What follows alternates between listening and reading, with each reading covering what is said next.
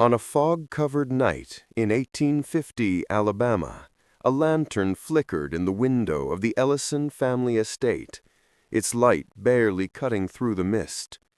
Inside, a young girl screamed, and then, just as suddenly, everything went quiet. When the door was finally forced open, the room was empty. No broken window, no footprints leading away. The girl had simply vanished, as if the darkness itself had swallowed her whole. This was not the first time. It was the fifth daughter of the Ellison family to disappear on the exact day of her 16th birthday. And by the time the night was over, the cursed name of Ellison would be whispered across Alabama for generations. The Ellisons were one of the wealthiest families in rural Alabama. Jonathan Ellison, the patriarch, built his fortune through cotton, land, and the labor of countless enslaved workers. They lived in a sprawling mansion at the edge of a dark cypress swamp, a place locals already avoided, calling it the Drowned Woods. To outsiders, Jonathan Ellison was a respectable Southern gentleman, but to those who worked under him, he was cruel, obsessive, and deeply superstitious. His wife, Margaret, came from an old New Orleans family rumored to have ties to voodoo practices. The couple had 6 children, all daughters, and while their home looked perfect from the outside, within its walls lay generations of secrets and whispers of an ancient curse. The horror began quietly, almost unbelievably. The eldest daughter, Catherine, was a bright, charming girl loved by everyone in town. On the night of her 16th birthday, the family held a grand party in the ballroom. Guests recalled laughter, music, and the warm glow of hundreds of candles. But shortly before midnight, Catherine excused herself to her room. She was never seen again. Her door was locked from the inside. The windows were sealed. There were no signs of struggle, no forced entry. It was as if she had simply ceased to exist. At first, Jonathan told the town she had run away, but those who saw Margaret's pale, trembling face knew there was more to the story. Over the next 2 decades, the nightmare repeated itself. Each time a daughter turned 16, a similar chain of events unfolded. A lavish birthday party, a moment when the girl left the group alone, then disappearance without a trace. After Catherine came Evelyn, then Sarah, then Rebecca. Each vanished exactly on her 16th birthday. No blood, no signs of escape, just gone. By the 4th disappearance, whispers spread throughout the county. Some said the Ellisons were pursed. Others believed Margaret had made a dark bargain before marrying Jonathan, binding her daughters to some demonic force. The swamp behind the mansion was said to swallow the girls whole, taking them into another realm. Jonathan tried everything: priests, lawmen, even a traveling spiritualist. But nothing stopped the cycle. As each birthday approached, the mansion grew colder, the air heavier, until the inevitable happened again. By 1850, only one daughter remained, Clara Ellison, the youngest and most spirited of them all. Clara had grown up under the shadow of fear, knowing that when she turned 16, she might vanish like her sisters. But unlike the others, she was determined to fight back.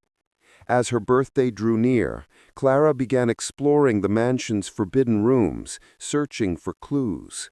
In the dusty attic, she discovered an old chest filled with her sister's belongings: ribbons, journals, half-finished letters, all untouched since the days they disappeared.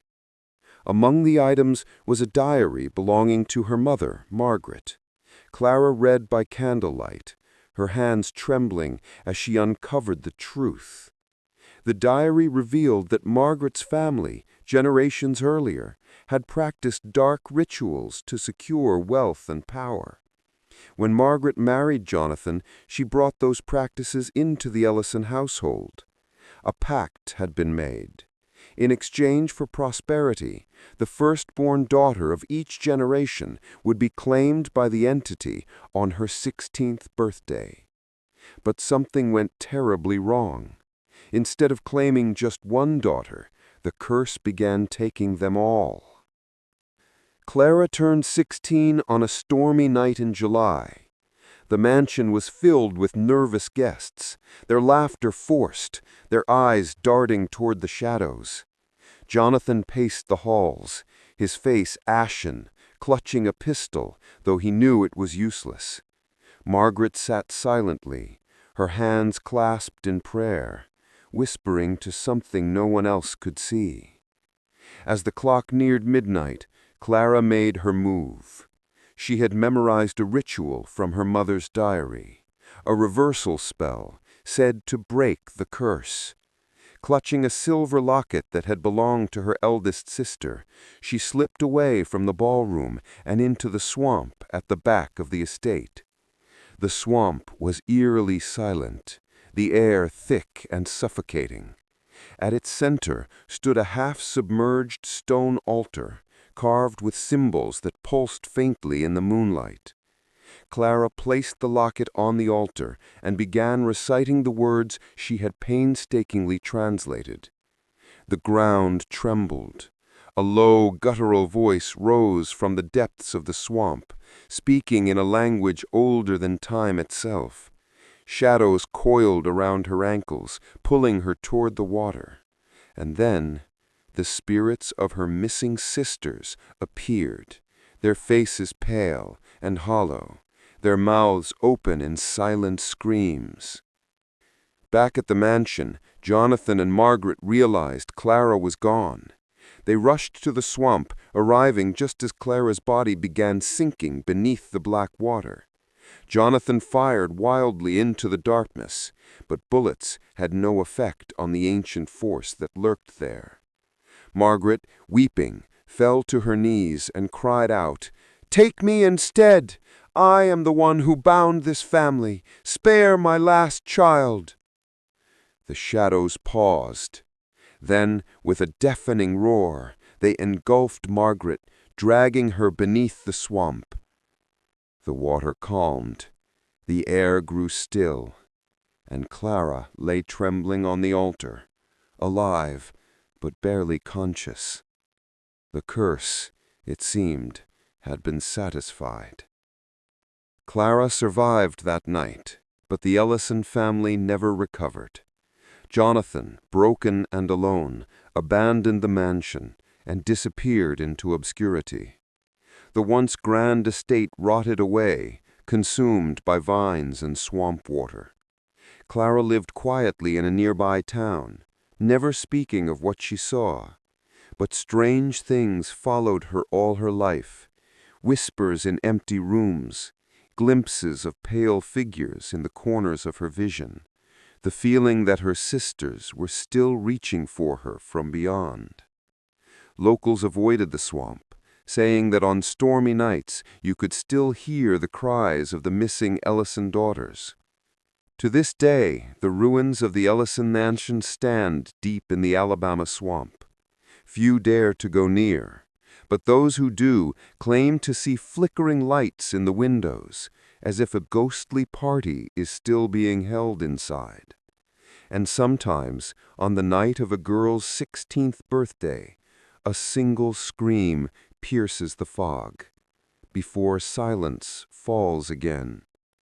The story of the Ellison family remains one of the most chilling mysteries of the 19th century.